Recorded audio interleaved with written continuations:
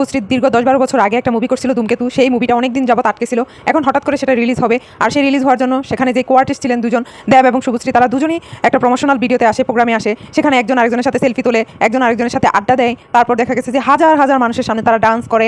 তারপর তাদের মনের অনেক কথা ছিল যেগুলো তারা বলে, জানতে চায়, যেমন তুমি কি আমার ফ্রেন্ড হবা, কেন এমনি এই ভাইরাল ডায়লগটাও আবার নতুন করে রিপিট করে। তারপর তারা একজন আরেকজনকে ফলো করে সোশ্যাল মিডিয়াতে।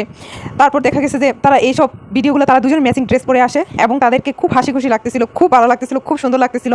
তাদেরকে দেখে আমাদের মতো ভক্তকুলের তো আনন্দের কোনো শেষ নাই। আমরা ভুলেই গেছি যে শুভশ্রীর একটা সংসার আছে, দেব রুক্মিণীর সাথে একটা কমিটমেন্টে আছে। কিন্তু এখন আমাদের মনে হচ্ছে যে কেন তারা বিচ্ছেদ করছিল 10-12 বছর আগে। তাদের পর্দার ভিতরে যেমন সুন্দর লাগতো, পর্দার আড়ালেও তারা একজন আরেকজনের সাথে প্রেমের সম্পর্কে জড়িয়েছিল। এখন বারবার মনে হচ্ছে কেন তারা বিচ্ছেদ করছিল। তারা যদি একসাথে থাকতো, বিয়ে করতো, তাহলে তারা এখন কত সুন্দর তাদের দেখতে, অন স্ক্রিন অফ স্ক্রিন সব জায়গায় তাদেরকে খুব ভালো লাগতো।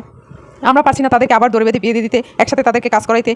আমরা ভুলে গেছি তাদের লাইফে আরও দুজন মানুষ আছে, তারা দিন শেষে ঘরেই ফিরতে হবে তাদের।